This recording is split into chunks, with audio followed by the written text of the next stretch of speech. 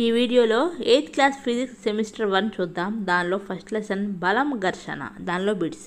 ఒక వస్తువు కంటే ఇంకో వస్తువు వేగంగా కదలడానికి కారణం దానిపైన మనం కలగజేసే బలము. నెక్స్ట్, విజ్ఞాన శాస్త్రపరంగా ఒక వస్తువును నెట్టడం లేదా లాగడాన్ని బలం అంటారు. నెక్స్ట్, బలం ప్రభావం వలన వస్తువులు చలనాన్ని పొందుతాయి. బలం ప్రయోగించిన దిశలోనే వస్తువు కదులుతుంది. నెక్స్ట్, ఒక వస్తువుపై మరొక వస్తువు చర్య వలన రెండు వస్తువుల మధ్య బలం ఉత్పత్తి అవుతుంది. నెక్స్ట్, ఒక వస్తువుపై రెండు బలాలు వ్యతిరేక దిశలలో పనిచేస్తుంటే దానిపై పనిచేసే ఫలిత బలం రెండు బలాల మధ్య భేదం అవుతుంది. నెక్స్ట్, ఒక వస్తువుపై పనిచేసే బలం రెండవ దానికంటే ఎక్కువగా లేదా తక్కువగా లేదా సమానంగా ఉండవచ్చు. నెక్స్ట్, ప్రయోగించబడిన బల దిశ లేదా ప్రమాణం మారితే దాని ప్రభావం కూడా మారుతుంది. నెక్స్ట్, ఒక వస్తువుపై వ్యతిరేక దిశలలో పనిచేసే రెండు బలాలు సమానమైతే దానిపై ఫలిత బలం శూన్యం. నెక్స్ట్, సాధారణంగా ఒక వస్తువుపై ఒకటి కంటే ఎక్కువ బలాలు పనిచేస్తూ ఉండవచ్చు. అయితే వస్తువుపై ప్రభావం దానిపై పనిచేసే ఫలిత బలం కారణంగా ఉంటుంది. నెక్స్ట్, వస్తువుపై ప్రయోగించిన బలం దాని వేగాన్ని మారుస్తుంది.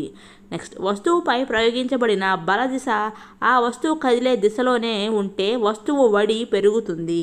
నెక్స్ట్, కదిలే దిశకు వ్యతిరేక దిశలో బలాన్ని ప్రయోగిస్తే అది వస్తువు వడి తగ్గించడానికి కారణం అవుతుంది. నెక్స్ట్, ఒక వస్తువు వడి లేదా చలన దిశలో లేదా రెండింటిలో మార్పును దాని చలన స్థితిలో మార్పుగా చెప్పవచ్చు. నెక్స్ట్, బలం ద్వారా వస్తువు యొక్క చలన స్థితిలో మార్పు తీసుకురావచ్చు. నెక్స్ట్, ఒక వస్తువు చలన స్థితిని దాని వడి చలన దిశ ద్వారా గుర్తించవచ్చు. నెక్స్ట్, నిశ్చల స్థితిని వడి శూన్యం అయ్యే స్థితిగా ప్రకటించవచ్చు. నెక్స్ట్, ఒక వస్తువు నిశ్చలంగా ఉండవచ్చు లేదా చలనంలో ఉండవచ్చు.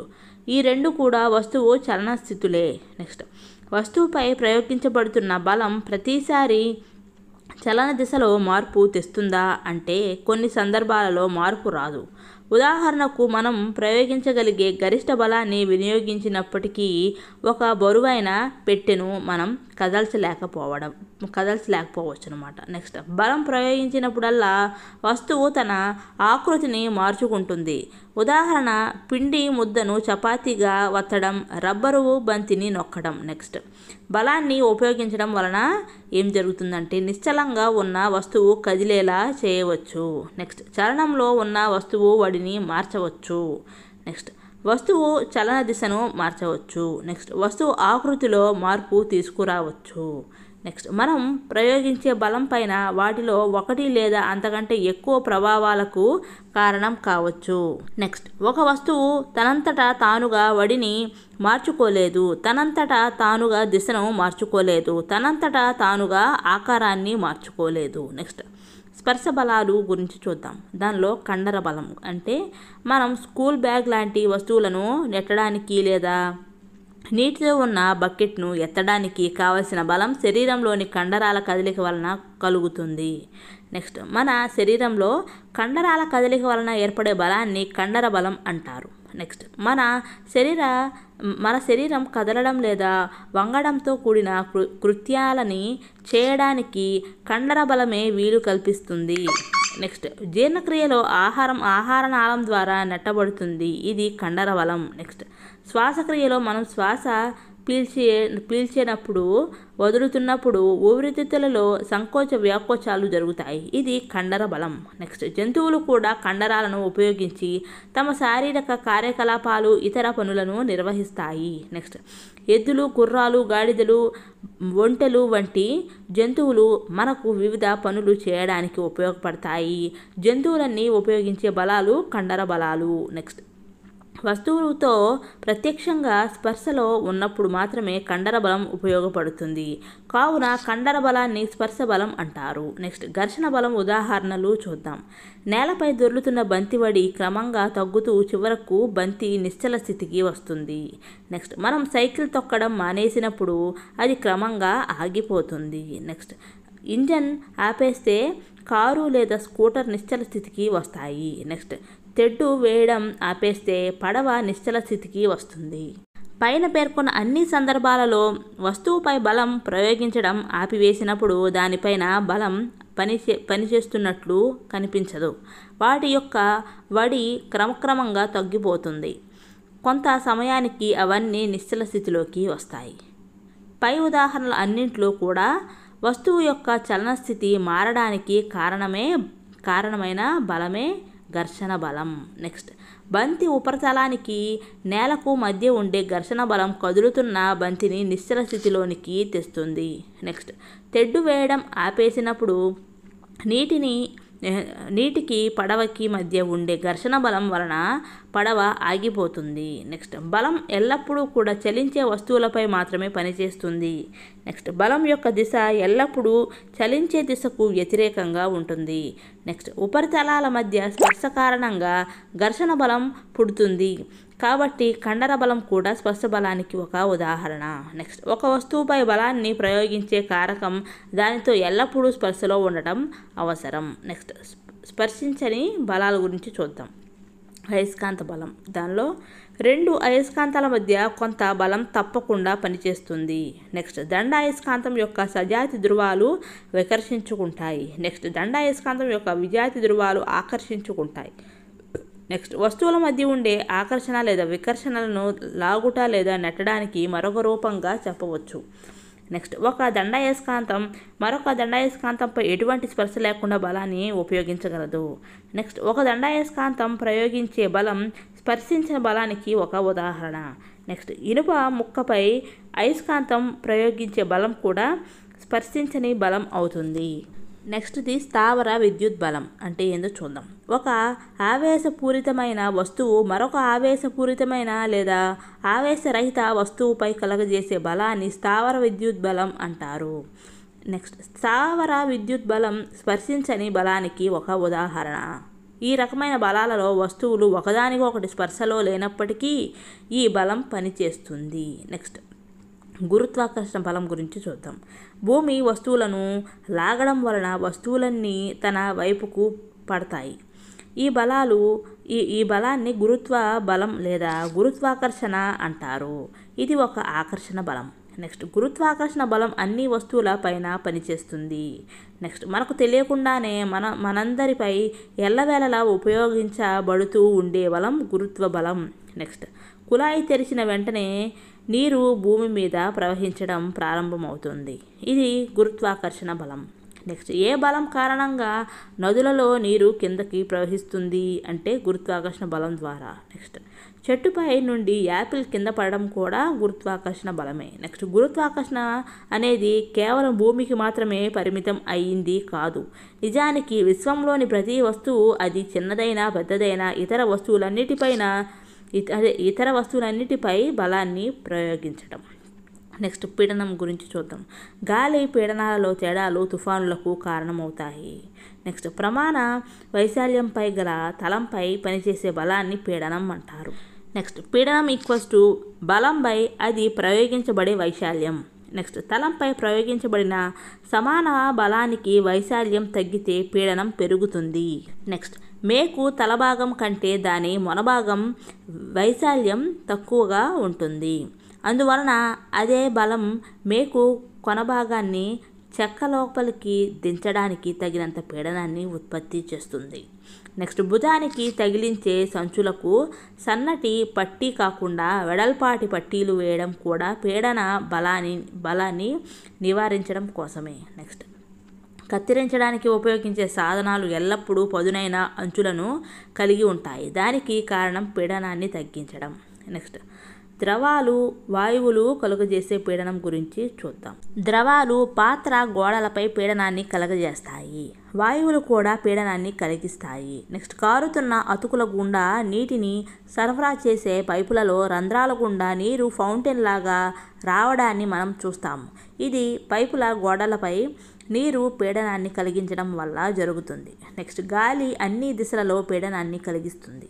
నెక్స్ట్, వాయువులు కూడా వాటి పాత్ర గోడలపై పీడనాన్ని కలగజేస్తాయి. నెక్స్ట్, మన చుట్టూ విస్తరించి ఉన్న గాలిని వాతావరణం అంటారు. నెక్స్ట్, వాతావరణం భూమి ఉపరితలం నుండి అనేక కిలోమీటర్ల ఎత్తు వరకు వ్యాపించి ఉంది.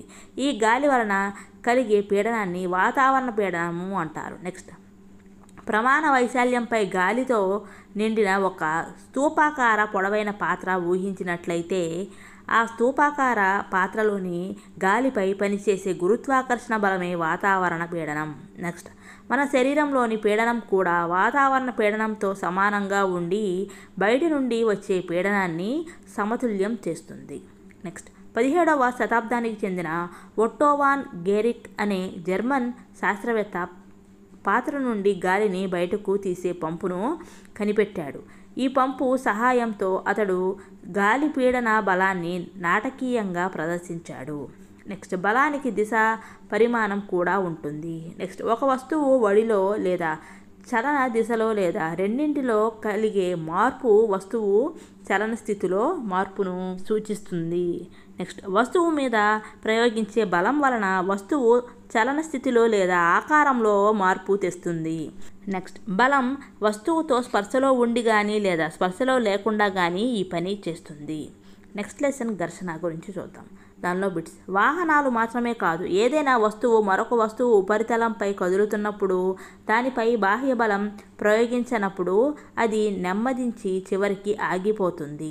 నెక్స్ట్, నేలపై కదులుతున్న బంతి కొంత సమయం తర్వాత ఆగిపోవడం మనం చూస్తాము. నెక్స్ట్, మనం బలాన్ని ఎడమ వైపునకు ప్రయోగిస్తే ఘర్షణ కుడివైపునకు పనిచేస్తుంది. నెక్స్ట్, బలాన్ని కుడివైపునకు ప్రయోగిస్తే ఘర్షణ ఎడమ వైపుకు పనిచేస్తుంది. నెక్స్ట్, ఘర్షణ బలం ఎల్లప్పుడూ అనువర్తన బలాన్ని వ్యతిరేకిస్తుంది. నెక్స్ట్, స్ప్రింగ్ త్రాసు అనేది ఒక వస్తువుపై ప్రయోగించబడిన బలాన్ని కొలవడానికి వాడే పరికరం.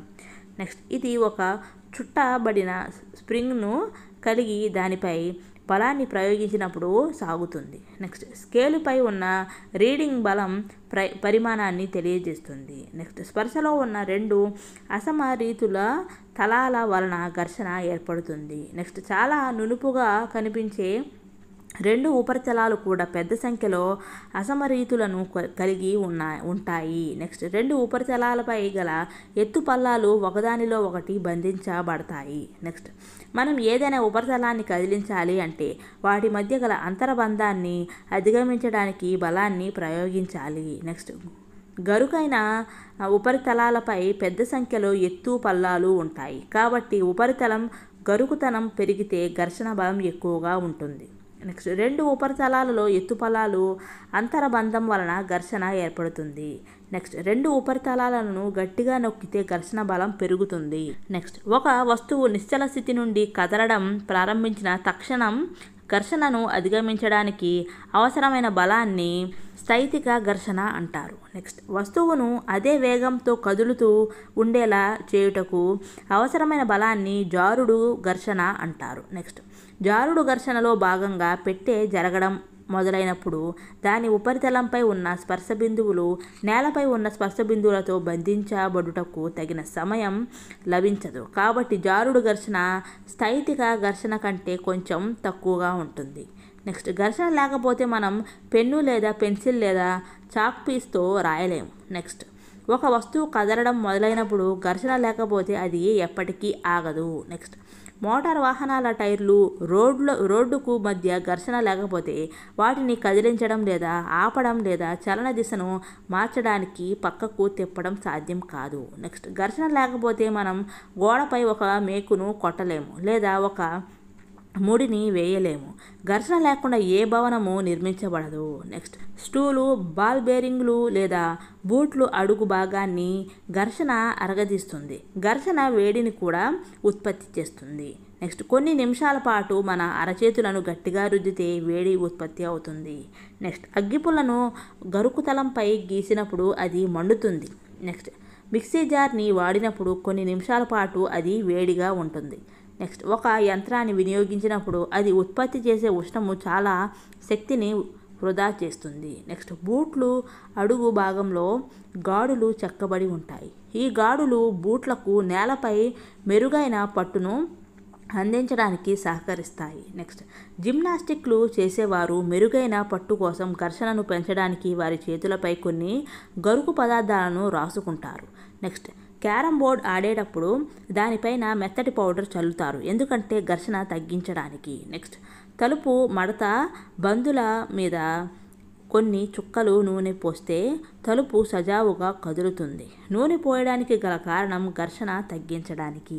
నెక్స్ట్, ఘర్షణను తగ్గించే పదార్థాలను కందెనలు అంటారు. నెక్స్ట్, ఘర్షణను పూర్తిగా తొలగించలేము. నెక్స్ట్, ఒక వస్తువు మరొక వస్తువు ఉపరితలంపై దొర్లుతున్నప్పుడు దాని కదలికకు ఉండే నిరోధకతను దొర్లుడు ఘర్షణ అంటారు. నెక్స్ట్, దొర్లడం అనేది ఘర్షణను తగ్గిస్తుంది. నెక్స్ట్, ఒక వస్తువు మరొక దానిపైకి జారడం కంటే దొర్లేటట్లు చేయడం ఎప్పుడూ సులభంగానే ఉంటుంది. నెక్స్ట్, రోలర్లు అమర్చిన సామానులను లాగడం సులువుగా ఉంటుంది. నెక్స్ట్, దొర్లుడు ఘర్షణ స్థైతిక ఘర్షణ కంటే తక్కువ. కాబట్టి బాల్ బేరింగ్లను ఉపయోగించడం ద్వారా జారుడుకు బదులు దొర్లేటట్లు చేస్తారు. నెక్స్ట్, చక్రాల మధ్య భాగము, సీలింగ్ ఫ్యాన్లు, సైకిల్ మధ్య బాల్ బేరింగును ఉపయోగించడం అనేది సాధారణ ఉదాహరణలు. నెక్స్ట్, ప్రవాహి ఘర్షణ అంటే ఏందో చూద్దాం. గాలి చాలా తేలికగా పలుచగా ఉంటుంది. గాలి గుండా కదిలే వస్తువులపై గాలి ఘర్షణ బలాన్ని ప్రయోగిస్తుంది. నీరు, ఇతర ద్రవాలు వాటి ద్వారా వస్తువులు కదిలినప్పుడు ఘర్షణ బలాన్ని కలిగిస్తాయి. నెక్స్ట్, ప్రవాహులు వాటి గుండా చలనంలో ఉన్న వస్తువులపై ఘర్షణ బలాన్ని కలిగిస్తాయి. నెక్స్ట్, ప్రవాహులు ప్రయోగించే ఘర్షణ బలాన్ని డాగ్ లేదా ప్రవాహి ఘర్షణ అంటారు. నెక్స్ట్, ప్రవాహిలోని వస్తువుపై ఘర్షణ బలం ప్రవాహితో సంబంధించి దాని సాపేక్ష వేగంపై ఆధారపడి ఉంటుంది. నెక్స్ట్, ఘర్షణ బలం వస్తువు యొక్క ఆకృతి, ప్రవాహి స్వభావంపై కూడా ఆధారపడి ఉంటుంది. నెక్స్ట్, వస్తువులు ప్రవాహులలో చలించేటప్పుడు దానిపైన పనిచేసే ఘర్షణను అవి అధిగమించవలసి ఉంటుంది. ఈ ప్రక్రియలో అవి శక్తిని కోల్పోతాయి. నెక్స్ట్, వాస్తవానికి అన్ని వాహనాలు ప్రవాహి ఘర్షణను తగ్గించే విధంగా ఆకృతులు కలిగి ఉండేలా రూపొందించబడ్డాయి. నెక్స్ట్, స్పర్శలో ఉన్న రెండు ఉపరితలాల మధ్య సాపేక్ష చలనాన్ని ఘర్షణ వ్యతిరేకిస్తుంది. ఇది రెండు ఉపరితలాలపై పనిచేస్తుంది. నెక్స్ట్, ఘర్షణ అనేది ఉపరితలాల స్వభావంపై ఆధారపడి ఉంటుంది. నెక్స్ట్, ఘర్షణ అనేది రెండు ఉపరితలాలు ఒకదానికొకటి ఎంత గట్టిగా నొక్కబడి ఉంటాయి అనే దానిపైన ఆధారపడి ఉంటుంది.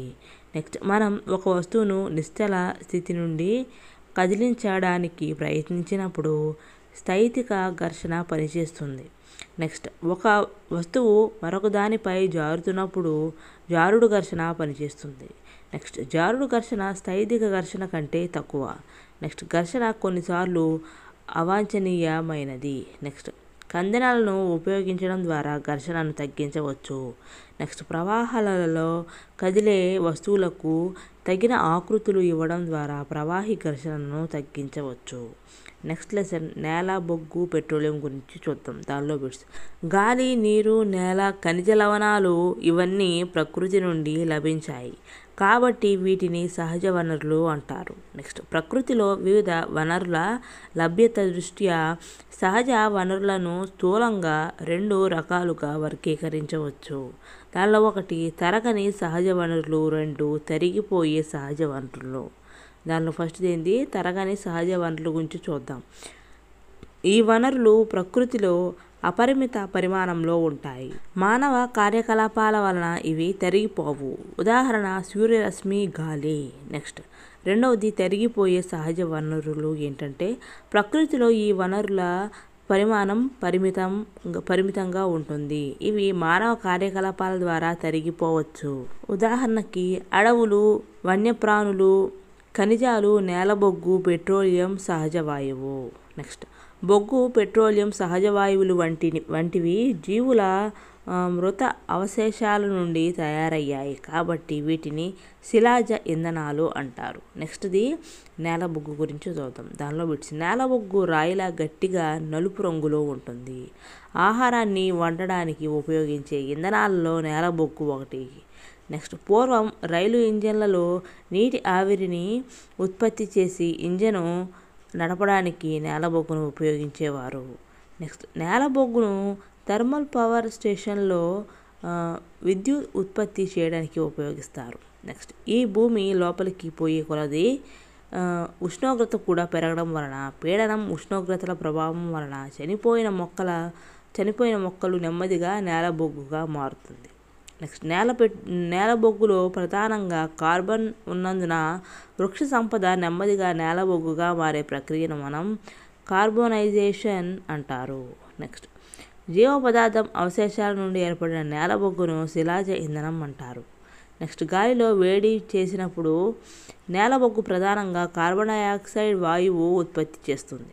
నెక్స్ట్ నేల బొగ్గును పారిశ్రామికంగా శుద్ధి చేయడం ద్వారా కోక్, కోల్తార్, కోల్ గ్యాస్ వంటి ఉపయుక్తమైన పదార్థాలు తయారు చేస్తారు. నెక్స్ట్ది కోక్ గురించి చూద్దాం. దానిలో బిట్స్. ఇది దృఢమైన నల్లని సచ్ఛిద్ర పదార్థం. ఇది కార్బన్ యొక్క దాదాపు స్వచ్ఛమైన రూపం. నెక్స్ట్ స్టీల్ తయారీలోను పలు లోహాల సంగ్రహణలోనూ కోక్ను ఉపయోగిస్తారు. నెక్స్ట్ కోల్తార్ గురించి చూద్దాం. ఇది దుర్వాసన గల నల్లని చిక్కనైన ద్రవం. ఈ పదార్థం దాదాపు 200 పదార్థాల మిశ్రమం. నెక్స్ట్ కోల్తార్ నుండి పొందిన ఉత్పత్తులను మన నిత్య జీవితంలో ఉపయోగించే అనేక పదార్థాల తయారీలో ముడిసరుకుగాను, కృత్రిమ అద్దకాలు, ఔషధాలు, పేలుడు పదార్థాలు, పరిమళ ద్రవ్యాలు, ప్లాస్టిక్లు, పెయింట్లు, ఫోటోగ్రాఫిక్ పదార్థాలు, పైకప్పుకు వాడే పదార్థాల తయారీలోనూ ఉపయోగిస్తారు. నెక్స్ట్ మాతులు, ఇతర కీటకాలను తరిమి వేయడానికి ఉపయోగించే నాఫ్థలిన్ ఉండలు కూడా ఈ కోల్తార్ నుండి తయారవుతాయి. నెక్స్ట్ ఈ రోజులలో రోడ్లు వేయడానికి కోల్తార్ బదులుగా బిటుమెన్ అనే పెట్రోలియం ఉత్పత్తిని ఉపయోగిస్తున్నారు. నెక్స్ట్ది కోల్ గ్యాస్ గురించి చూద్దాం. దానిలో బిట్స్. నేల బొగ్గు నుండి కోక్ను పొందడానికి జరిపే సంగ్రహణ ప్రక్రియలో కోల్ గ్యాస్ ఉత్పత్తి అవుతుంది. నేల బొగ్గు శుద్ధి చేయు కేంద్రాలకు దగ్గరగా ఉన్న అనేక కర్మాగారాలలో కోల్ గ్యాస్ను ఇంధనంగా ఉపయోగిస్తారు. వీధి దీపాలను వెలిగించడానికి మొట్టమొదటిసారిగా 1810వ సంవత్సరంలో లండన్లో, 1820వ సంవత్సరంలో న్యూయార్క్లో కోల్ గ్యాస్ను ఉపయోగించారు. నెక్స్ట్ ఈ రోజులలో దీనిని ఎక్కువగా కాంతి జనకంగా ఉష్ణజనకంగా ఉపయోగిస్తున్నారు. నెక్స్ట్ది పెట్రోలియం గురించి చూద్దాం. దానిలో బిట్స్. పెట్రోలియం అనే సహజ వనరు నుండి పెట్రోల్ మరియు డీజిల్ లభిస్తాయి. మోటార్ సైకిళ్ళు లేదా స్కూటర్లు, కార్లు వంటి తేలికపాటి ఆటోమొబైల్స్లో పెట్రోల్ని ఇంధనంగా ఉపయోగిస్తారు. నెక్స్ట్ ట్రక్కులు, ట్రాక్టర్లు వంటి భారీ మోటార్ వాహనాలు డీజిల్తో నడుస్తాయి. నెక్స్ట్ పెట్రోలియం అనే పదం పెట్రా అంటే రాక్, ఓలియం అంటే నూనె నుండి ఉద్భవించింది. పెట్రోలియంను భూమి కింద ఉన్న రాళ్ల మధ్య నుండి వెలికి తీస్తారు. నెక్స్ట్ సముద్రంలో నివసించే జీవుల నుండి పెట్రోలియం ఏర్పడుతుంది. ఈ జీవులు చనిపోవడంతో వాటి అవశేషాలు సముద్రం అడుగు భాగానికి చేరుకొని ఇసుక, మట్టి పొరలతో కప్పబడతాయి. నెక్స్ట్ కొన్ని మిలియన్ సంవత్సరాల పాటు గాలి లేకపోవడం, అధిక ఉష్ణోగ్రత, అధిక పీడనంలో ఉండడం చేత ఈ అవశేషాలు పెట్రోలియం సహజ వాయువులుగా రూపాంతరం చెందాయి. నెక్స్ట్ పెట్రోలియం ఆయిల్ మరియు గ్యాస్ కలిగి ఉన్న పొర నీటిపైన ఉంటుంది. నెక్స్ట్ చమురు వాయువు నీటి కంటే తేలికైనవి కాబట్టి ఇవి నీటితో కలవవు. నెక్స్ట్ ప్రపంచంలోనే మొట్టమొదటి చమురు బావిని 1859వ సంవత్సరంలో అమెరికాలోని పెన్సిల్వేనియాలో తవ్వారు. నెక్స్ట్ 8 సంవత్సరాల తర్వాత 1867వ సంవత్సరంలో అస్సాంలోని మక్కుమ్ నందు చమురు ఉన్నట్లు గుర్తించారు. నెక్స్ట్ భారతదేశంలోని అస్సాం, గుజరాత్, ముంబై, గోదావరి, కృష్ణా పరివాహక ప్రాంతాలలో చమురు లభిస్తుంది. నెక్స్ట్ పెట్రోలియం శుద్ధి గురించి చూద్దాం. పెట్రోలియం ముదురు రంగు కలిగి జిడ్డుగా ఉండే ద్రవం. పెట్రోలియం దుర్వాసన కలిగి ఉంటుంది. Next petroleum gas petrol, diesel, కందెర నూనె, పారాఫిన్, మైనం మొదలైన అణుఘటకాల మిశ్రమం. నెక్స్ట్ పెట్రోలియం యొక్క వివిధ అణుఘటకాలు లేదా అంశీభూతాలను వేరు చేయడంను పెట్రోలియం శుద్ధి అంటారు. నెక్స్ట్ పెట్రోలియం శుద్ధి కర్మాగారంలో చేయబడుతుంది. నెక్స్ట్ పెట్రోలియం, అంశీభూతాలు వాటి ఉపయోగాలేంటో చూద్దాం. ద్రవ రూపంలో ఉన్న పెట్రోలియం గ్యాస్ గృహాలు మరియు పరిశ్రమలకు ఇంధనంగా ఉపయోగపడుతుంది. నెక్స్ట్ మోటార్ ఇంధనము, విమాన ఇంధనం మరియు డ్రై క్లీనింగ్ కొరకు ఉపయోగించే ద్రావణి పెట్రోలు. నెక్స్ట్ కిరోసిన్ స్టవ్లు, దీపాలు, జెట్ విమానాలలో ఇంధనంగా ఉపయోగపడుతుంది. నెక్స్ట్ డీజిల్ భారీ మోటార్ వాహనాలకు ఇంధనము, విద్యుత్ జనరేటర్లలో ఉపయోగపడుతుంది. నెక్స్ట్ కందెనలు తలాల మధ్య ఘర్షణను తగ్గించడానికి ఉపయోగపడుతుంది. నెక్స్ట్ పారాసిన్ మైనం లేపనాలు, కొవ్వొత్తులు, వ్యాసలిన్ మొదలైనవి తయారు చేయడంలో, బిటుమెన్ పెయింట్స్ రోడ్ల ఉపరితలాలు వేయడానికి ఉపయోగపడుతుంది. నెక్స్ట్ పెట్రోలియం సహజ వాయువు నుండి అనేక ఉపయోగకరమైన పదార్థాలు లభిస్తాయి. వాటిని పెట్రోకెమికల్స్ అంటారు. నెక్స్ట్ వీటిని డిటర్జెంట్ల, కృత్రిమ దారాలు, పాలిథిన్, ఇతర మానవ నిర్మిత ప్లాస్టిక్ల తయారీలో ఉపయోగిస్తారు. నెక్స్ట్ కృత్రిమ దారాలు అనగా పాలిస్టర్, నైలాన్, ఆక్రలిక్ మొదలైనవి. నెక్స్ట్ సహజ వాయువు నుండి పొందిన హైడ్రోజన్ వాయువు ఎరువుల తయారీలో ఉపయోగిస్తారు. నెక్స్ట్ పెట్రోలియం యొక్క వాణిజ్య ప్రాముఖ్యత కారణంగా దీనిని నల్ల బంగారం అని కూడా పిలుస్తారు. నెక్స్ట్ సహజ వాయువు గురించి చూద్దాం. దానిలో సహజ వాయువు చాలా ముఖ్యమైన ఖనిజ ఇంధనం, ఎందుకంటే దీనిని పైపుల ద్వారా రవాణా చేయడం సులభము. నెక్స్ట్ సహజ వాయువు అధిక పీడనం వల్ల సంపీడ్య సహజ వాయువుగా నిల్వ చేయబడుతుంది. దీనిని విద్యుత్ ఉత్పత్తికి ఉపయోగిస్తారు. ఇది తక్కువ కాలుష్యాన్ని కలిగిస్తుంది. అందువలన దీనిని రవాణా వాహనాలకు ఇంధనంగా ఉపయోగిస్తారు. నెక్స్ట్ సహజ వాయువును అనేక రసాయనాలు, ఎరువుల తయారీకి ముడి పదార్థంగా కూడా ఉపయోగిస్తారు. నెక్స్ట్ భారతదేశం అపారమైన సహజ వాయువు విలువలను కలిగి ఉంటుంది. మన దేశంలో త్రిపుర, రాజస్థాన్, మహారాష్ట్ర, కృష్ణా, గోదావరి డెల్టాలలో సహజ వాయువు కనుగొనబడింది. ఈ సహజ ఇంధనాలు అధికంగా వాడడం వలన గ్లోబల్ వార్మింగ్ పెరుగుతుంది. Next coke, coal tar, coal gas అనునవి నేల బొగ్గు ఉత్పత్తులు. నెక్స్ట్ పెట్రోలియం శుద్ధి చేయడం ద్వారా petroleum gas, petrol, diesel, kerosene, paraffin మైనం, కందనలు లభిస్తాయి. నెక్స్ట్ లెసన్ కృత్రిమ దారాలు, ప్లాస్టిక్లు. దానిలో బిట్స్ చూద్దాం. నూలు, పట్టు, ఉన్ని వంటి సహజ దారాలు మొక్కలు లేదా జంతువుల నుండి లభిస్తాయి. నెక్స్ట్ మానవులచే తయారు చేయబడిన దారాలను కృత్రిమ దారాలు లేదా మానవ నిర్మిత దారాలు అంటారు. నెక్స్ట్ పాలిమర్ అనే పదం 2 గ్రీకు పదాల నుండి వచ్చింది. నెక్స్ట్ పాలి అనగా అర్థం ఎక్కువ. నెక్స్ట్ మర్ అనగా అర్థం భాగం లేదా యూనిట్. నెక్స్ట్ పాలిమర్ పునరావృతమయ్యే అనేక యూనిట్లతో ఏర్పడుతుంది. పాలిమర్లు ప్రకృతిలో కూడా లభిస్తాయి. నెక్స్ట్ ప్రకృతిలో లభించే పాలిమర్కు ఉదాహరణ నూలు. నెక్స్ట్ నూలు అనున్నది సెల్యులోజ్ అని పిలువబడే ఒక పాలిమర్.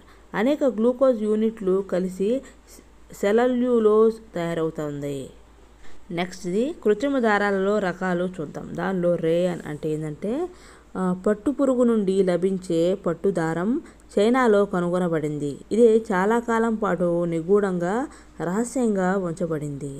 రసాయన పద్ధతిలో కలప గుజ్జు నుండి ఇటువంటి దారాలు తయారు చేస్తారు. దీనిని కృత్రిమ పట్టు లేదా రేయాన్ అని అంటారు. నెక్స్ట్ సహజ వనరు అయిన కలప గుజ్జు నుండి పొందినప్పటికీ ఇది మానవ నిర్మిత దారము. ఇది పట్టు కంటే చౌకైనది. పట్టు దారం లాగా నేయవచ్చు. దీనికి ఎన్నో రకాల రంగులు అద్దవచ్చు. రేయాన్ను నూలుతో కలిపి దుప్పట్లు తయారు చేస్తారు. నెక్స్ట్ రేయాన్ను ఉన్నితో కలిపి తివాచీలు తయారు చేస్తారు. నెక్స్ట్ ఇది నైలాన్ గురించి చూద్దాం. నైలాన్ అనేది మరొక మానవ నిర్మిత దారము. 1931 సంవత్సరంలో ఎటువంటి సహజ ముడి పదార్థాలు ఉపయోగించకుండా ఇది తయారైనది. నేల బొగ్గు, నీరు, గాలి నుండి దీనిని తయారు చేశారు. నెక్స్ట్ ఇది మొట్టమొదటి సంపూర్ణ కృత్రిమ దారం. నెక్స్ట్ నైలాన్ అనేది బలమైన సాగే గుణం గల తేలికపాటి దారం. నెక్స్ట్ ఇది మెరుపును కలిగి ఉతుక్కోవడానికి సులువుగా ఉంటుంది. అందువలన ఇది దుస్తుల తయారీలో ఎక్కువగా ప్రాచుర్యంలోకి వచ్చింది. నెక్స్ట్ నైలాన్తో తయారైన మేజోళ్ళు, తాళ్ళు, గుడారాలు, పళ్ళు తోమే బ్రష్లు, కారు సీటు బెల్టులు, నిద్రకు ఉపయోగించే సంచుల తెరలు మొదలైనవి మనం ఉపయోగిస్తాం. నెక్స్ట్ నైలాన్ పారాచూట్ పర్వతాలు ఎక్కడానికి ఉపయోగించే తాడులు తయారు చేసే అంత బలంగా ఉంటుంది. నెక్స్ట్ వాస్తవానికి ఒక నైలాన్ దారం స్టీల్ తీగ కంటే బలమైనది. నెక్స్ట్ది పాలిస్టర్ గురించి చూద్దాం. దానిలో బిట్స్. పాలిస్టర్ అనేది మరొక కృత్రిమ దారం. పాలిస్టర్తో చేసిన వస్త్రం సులభంగా ముడుచుకుపోదు. దుస్తుల తయారీకి పాలిస్టర్ దారాలు సరిగ్గా సరిపోతాయి. చాలామంది పాలిస్టర్ చొక్కాలు, ఇతర దుస్తులు ధరించడం మనం చూస్తాము. నెక్స్ట్ టెర్లిన్ గురించి చూద్దాం. దానిలో బిట్స్. ఇది ప్రసిద్ధి పొందిన పాలిస్టర్.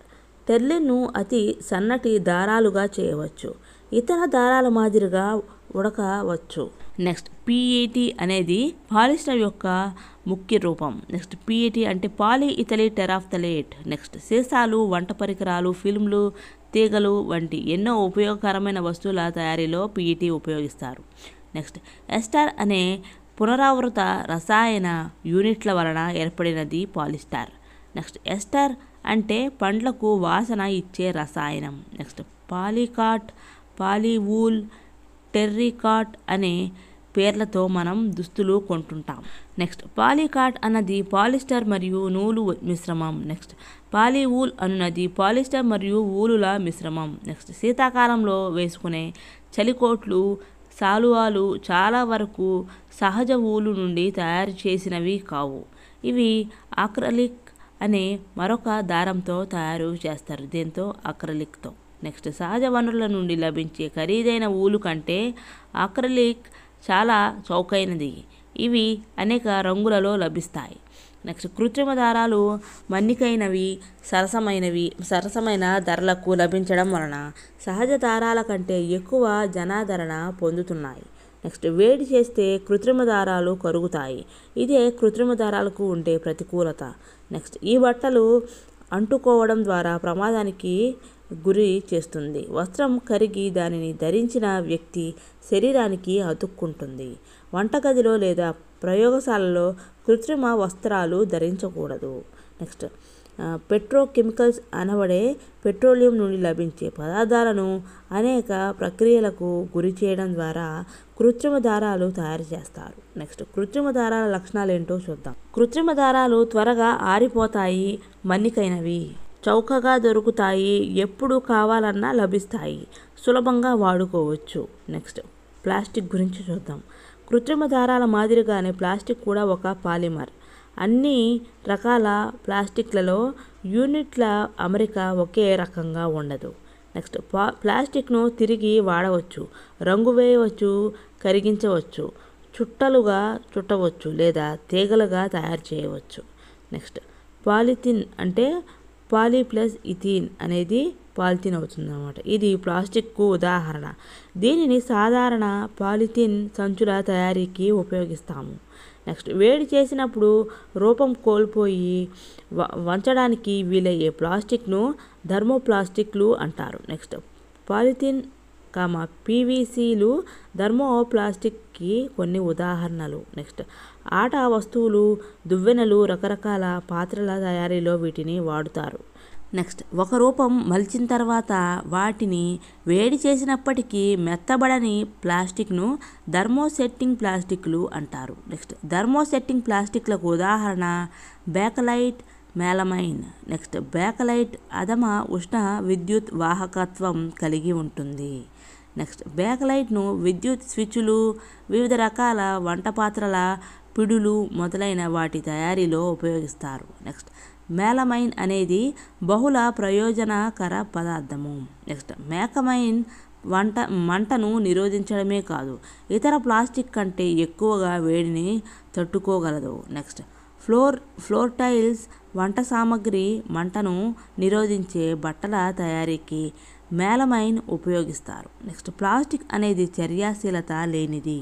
నెక్స్ట్ ప్లాస్టిక్ తేలికైనది, బలమైనది, మన్నికైనది. నెక్స్ట్ ప్లాస్టిక్లు అధమ ఉష్ణ విద్యుత్ వాహకత కలిగి ఉంటాయి. అందువలన విద్యుత్ తీగలకు తొడుగులుగా, స్క్రూడ్రైవర్లకు పిడులుగా ప్లాస్టిక్ పదార్థాలను వాడతారు. నెక్స్ట్ మైక్రో ఓవెన్ నందు ప్రత్యేక ప్లాస్టిక్ సామాగ్రి ఉపయోగిస్తున్నారు. ఓవెన్లో ఆహారం ఉడుకుతుంది, కానీ ప్లాస్టిక్ పాత్రకి ఏమాత్రం ప్రభావితం కాదు. నెక్స్ట్ నూనె, నీరు అంటుకొని ప్రత్యేకమైన ప్లాస్టిక్ టెఫ్లాన్. నెక్స్ట్ వంట పాత్ర తయారీకి పాత్రకు పదార్థం అంటుకొని పూత వేయడానికి టెఫ్లాన్ ఉపయోగిస్తారు. నెక్స్ట్ మెలమైన్ ప్లాస్టిక్ పూతతో చేసిన అగ్నిమాపక సిబ్బంది దుస్తులు మంటకు నిరోధకంగా తయారవ్వడం ఆసక్తికరం. నెక్స్ట్ బ్యాక్టీరియా చేత సహజ ప్రక్రియ ద్వారా సులువుగా విచ్ఛిన్నం చెందితే ఆ పదార్థాన్ని జీవ విచ్ఛిన్నం చెందే పదార్థం అంటారు. నెక్స్ట్ సహజ ప్రక్రియ ద్వారా జీవ విచ్ఛిన్నం చెందకపోతే వాటిని జీవ విచ్ఛిన్నం కాని పదార్థం అని అంటారు. నెక్స్ట్ వ్యర్థం పేరు జీవ విచ్ఛిన్నం కావడానికి పట్టే సమయం చూద్దాం. కూరగాయలు పండ్ల తొక్కలు అనేవి 1 నుండి 2 వారాలు. నెక్స్ట్ కాగితం అనేది 10 నుండి 30 రోజులు. నెక్స్ట్ నూలు వస్త్రం అనేది 2 నుండి 5 నెలలు. నెక్స్ట్ కలప అనేది 10 నుండి 15 సంవత్సరాలు. నెక్స్ట్ ఊలు దుస్తులు అనేది సుమారు 1 సంవత్సరం. నెక్స్ట్ టిన్, అల్యూమినియం, ఇతర లోహాలు అనేవి 100 నుండి 500 సంవత్సరాల వరకు విచ్ఛిన్నం కావు. నెక్స్ట్ ప్లాస్టిక్ సంచులు అనేవి చాలా సంవత్సరాల వరకు విచ్ఛిన్నం కావు. నెక్స్ట్ చాలా థర్మోప్లాస్టిక్లు రీసైకిల్ చేయడానికి అనుకూలమైనవి. నెక్స్ట్ బాధ్యత గల పౌరుడుగా అందరూ గుర్తుంచుకోవలసిన 5R నియమాలేంటో చూద్దాం. 1 తగ్గించడం అంటే రిడ్యూస్. 2వది తిరిగి ఉపయోగించడం అంటే రీయూస్. నెక్స్ట్ 3ది అనుకూలంగా తయారు చేసుకోవడం అంటే రీసైకిల్. నెక్స్ట్ 4ది తిరిగి పొందడం అంటే రీకవర్. నెక్స్ట్ 5th తిరస్కరించడం అంటే రిఫ్యూజ్.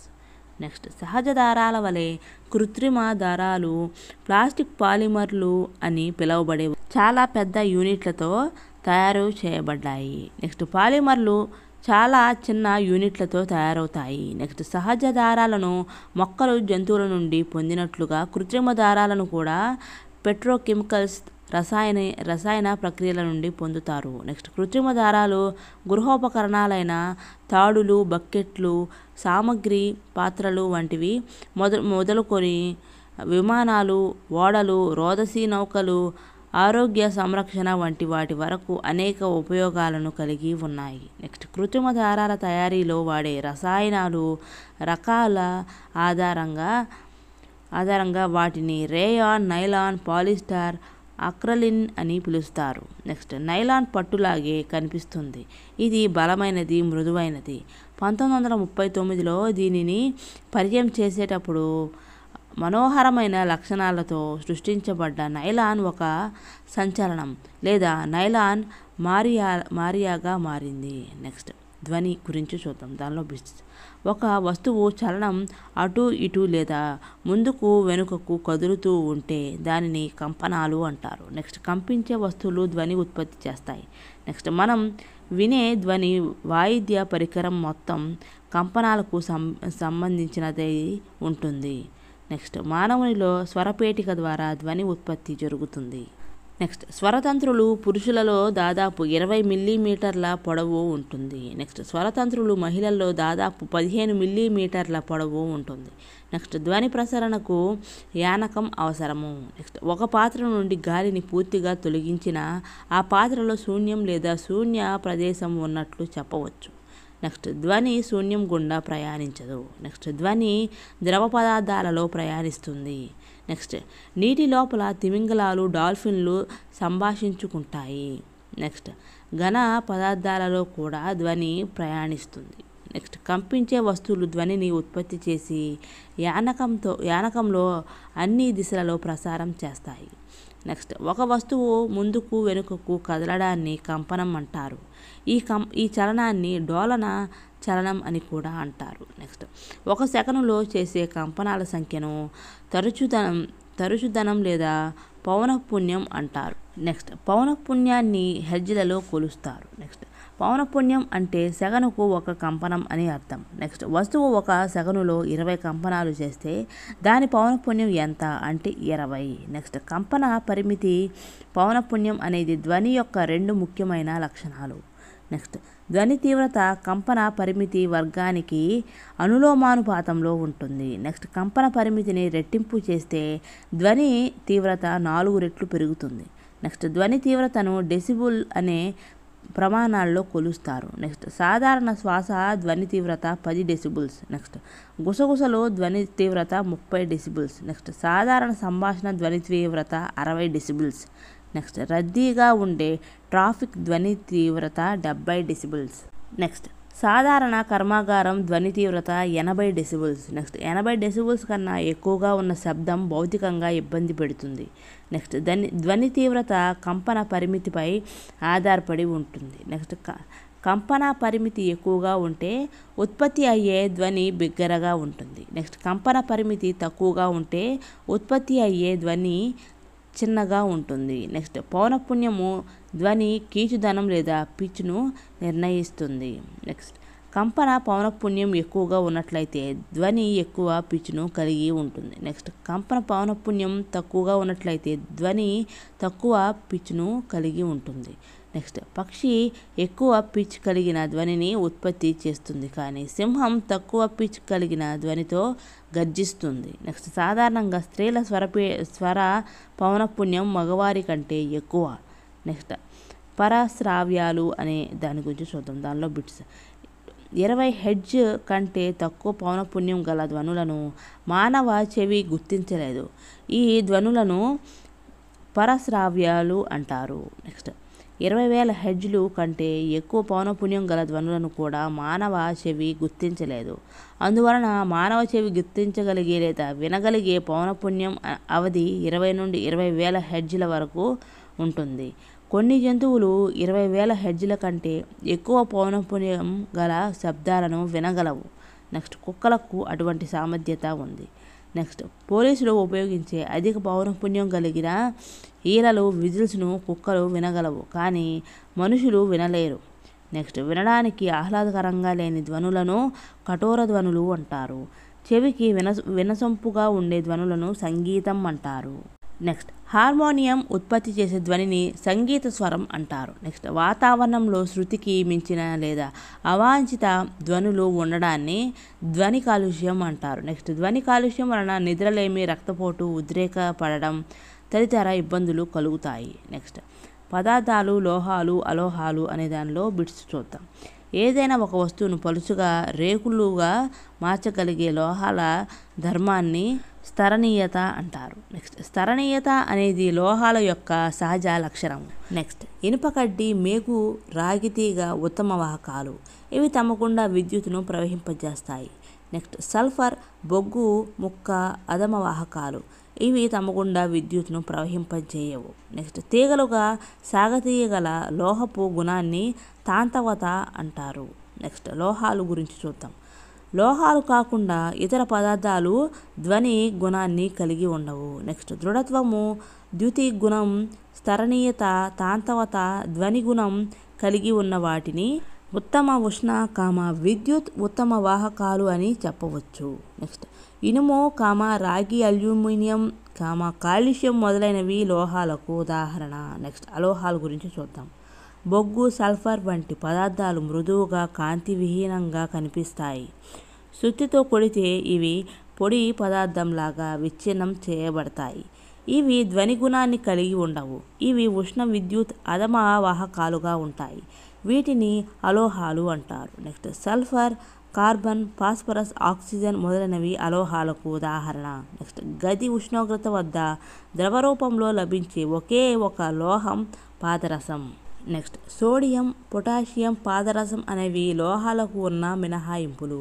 నెక్స్ట్ ఇనుముకు తుప్పు పట్టే సమయంలోనూ, మెగ్నీషియం రిబ్బన్ను గాలిలో మండించే సమయంలోనూ ఆక్సైడ్ ఏర్పడుతుంది. నెక్స్ట్ రాగి పాత్ర ఎక్కువసేపు తేమగాలికి గురైనప్పుడు దానిపై మెరవని ఆకుపచ్చ పూత ఏర్పడుతుంది. ఈ ఆకుపచ్చ పదార్థం కాపర్ హైడ్రాక్సైడ్, కాపర్ కార్బోనేట్ల మిశ్రమం. నెక్స్ట్ మెగ్నీషియం ఆక్సైడ్ క్షార స్వభావాన్ని కలిగి ఉంటుంది. నెక్స్ట్ ఇనుము గాలిలో ఉంచినప్పుడు ఫెర్రస్ ఆక్సైడ్ ఏర్పడుతుంది. నెక్స్ట్ మెగ్నీషియం రిబ్బన్ను మండించినప్పుడు మెగ్నీషియం ఆక్సైడ్ ఏర్పడుతుంది. నెక్స్ట్ సాధారణంగా లోహ ఆక్సైడ్లు క్షార స్వభావాన్ని కలిగి ఉంటాయి. నెక్స్ట్ సల్ఫర్ను ఆక్సిజన్తో చర్య చెందించినప్పుడు సల్ఫర్ డయాక్సైడ్ విడుదలవుతుంది. నెక్స్ట్ సల్ఫర్ డయాక్సైడ్ ఎప్పుడైతే నీటిలో కరిగిందో అది సల్ఫ్యూరిక్ ఆమ్లంగా మారుతుంది. నెక్స్ట్ సల్ఫ్యూరిక్ ఆమ్లం నీలి లిట్మస్ కాగితాన్ని ఎరుపు రంగులోకి మారుస్తుంది. నెక్స్ట్ అలోహాల ఆక్సైడ్లు ఆమ్ల స్వభావాన్ని కలిగి ఉంటాయి. నెక్స్ట్ సోడియం లోహం అధిక చర్యాశీలత గలది. నెక్స్ట్ సోడియం, ఆక్సిజన్తో మరియు నీటితో తీవ్రంగా చర్య జరుగుతుంది. ఈ చర్యలో అధిక ఉష్ణోగ్రత విడుదల అవుతుంది. అందువలననే సోడియంను కిరోసిన్లో నిల్వ చేస్తారు.